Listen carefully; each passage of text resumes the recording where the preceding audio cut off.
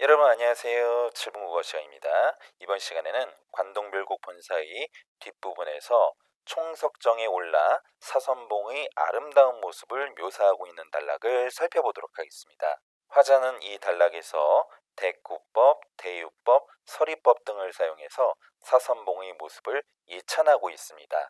본문의 내용을 살펴보겠습니다. 금난굴 돌아들어 총석경 올라하니, 금난굴을 돌아들어 총석정에 올라가니, 여기에서의 총석정은 화자가 현재 위치하고 있는 공간이기 때문에 여정에 해당한다고 할 수 있습니다. 하지만 앞에 있는 금난굴의 경우에는 화자가 이를 돌아 들어갔다라고 이야기를 했기 때문에 이곳이 여정이란 견해와 여정이 아니라는 견해가 서로 상충되지만 주로 여정이 맞다는 견해가 우세합니다. 배공루 남은 기둥 다만내히 셔 있고야. 옥황상제가 거처하던 배공루의 기둥이 네 개만 서 있는 듯 하구나. 여기에서 배공루의 네 개의 기둥이라는 것은 총석정에서 바라본 네 개의 돌기둥, 즉 사, 선, 봉을 뜻하는 표현이라고 할 수 있습니다. 참고로 여기에서의 배공루는 옥황상제가 사는 공간을 말하는 표현입니다. 정철이 문학작품에서는 옥황상제가 있는 공간을 이르는 표현을 흔히 찾아볼 수 있는데 관동별곡에서는 배공루, 삼이인곡에서는 광한전, 송미인곡에서는 배곡경과 같은 표현들을 확인할 수 있습니다. 공슈의 성령인가 귀부로 다다문가, 옛날 중국의 이름난 장인이었었던 공수가 만들어 놓은 작품인가 귀신의 도끼로 다듬었는가. 여기에서 성령은 공작품, 솜씨 또는 연장을 벼리는 일 등으로 다양하게 해석됩니다. 귀신의 도끼로 다듬었는가, 여기서 붙자는 도끼를 뜻하는 표현입니다. 이 부분의 내용을 다시 살펴보면 총석정에서 바라본 배공루의 모습이 너무도 아름다워 마치 공수가 만들어 놓은 작품인지 귀신의 도끼로 다듬어 놓은 작품인지 확인할 수 없을 정도로 매우 훌륭하다는 표현을 서술하였다고 할 수 있습니다.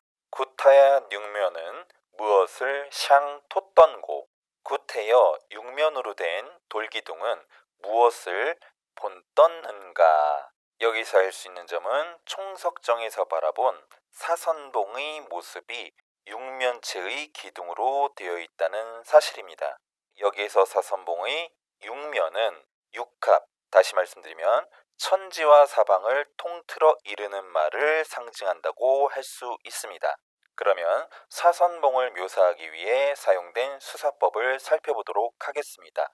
고전문학에서 아름다운 자연이나 뛰어난 공작품을 이르는 표현으로서 공수와 그리고 귀부라는 표현이 흔히 사용되었다는 점을 통해서 대유법이 사용되었음을 확인할 수 있습니다.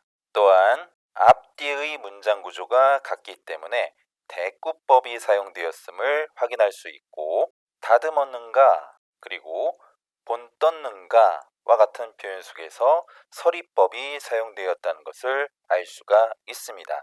화자는 이러한 다양한 수사법을 사용해서 사선봉의 아름다운 모습을 예찬하고 있습니다. 단락의 내용 다시 살펴보겠습니다. 금난굴 돌아들어 총석정에 올라가니, 배공루 옥황상제가 거처하던 곳입니다.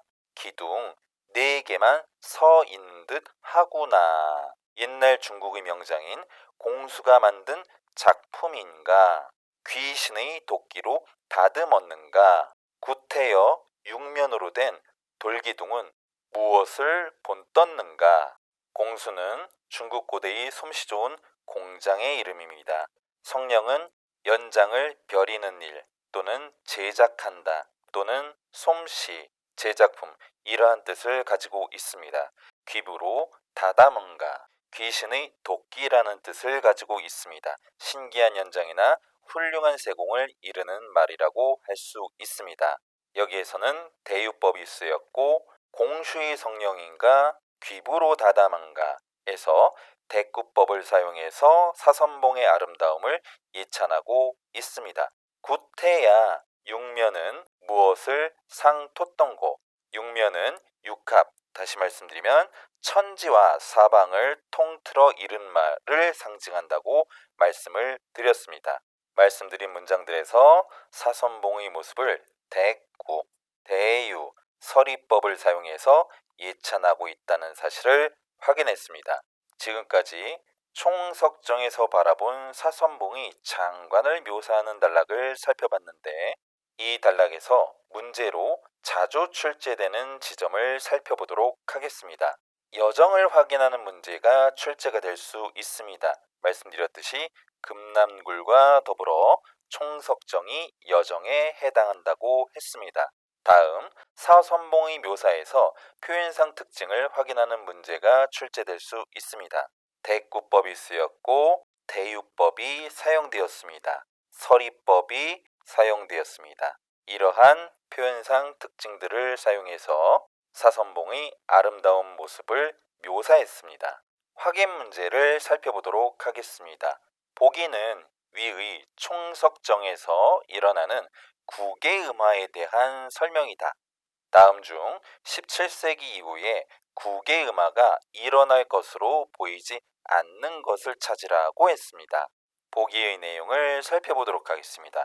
구개음화는 받침, 디귿, 티읕, 그리고 리을 티읕이 조사나 전미사의 모음 이와 결합되는 경우 이를 지읒 또는 치읒으로 바꾸어서 뒤음절 첫 소리로 옮겨 발음하는 현상을 말합니다.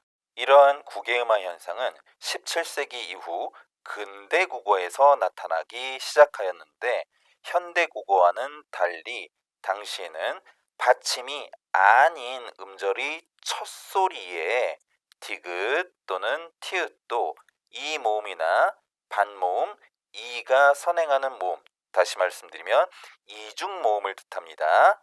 야, 여, 요, 유, 예 앞에서 지읒 또는 치읒으로 발음되는 것을 확인할 수 있다고 했습니다. 보기의 내용을 정리하면 현대 국어에서의 구개음화는 받침에서 일어나는 음운 변동이라는 것을 알 수가 있습니다. 하지만 구개음화 현상이 나타나기 시작했던 근대 국어 당시에는 음절이 첫 소리, 즉 받침이 아닌 음운에서도 구개음화 현상이 일어났다는 사실을 알 수가 있습니다. 따라서 17세기 근대 국어에서 일어났었던 구개음화 현상은 음절이 첫 소리인 디귿과 티읕이 각각 지읒과 치읒으로 바뀌어 발음됐다는 것을 뜻합니다. 이러한 점을 볼 때 선택지 1번의 켠듐을 천중으로, 2번에서 티뜨니를 치뜨니, 량공을 장공으로, 고텨를 고처로 발음했다는 것을 추론할 수 있기 때문에 선택지 1번과 2번 그리고 4번과 5번은 답이 될 수 없습니다. 선택지 3번을 보도록 하겠습니다. 근처는 현대국어에서 근처로 쓰고 발음합니다. 여기에서 확인할 수 있는 것은 이중모음이 현대국어에 와서 단모음으로 바뀌었다는 점, 즉 다시 말하면 단모음화가 일어났다는 것을 확인할 수 있습니다. 문제의 답은 선택지 3번입니다. 그러면 7분 국어 마치도록 하겠습니다. 안녕.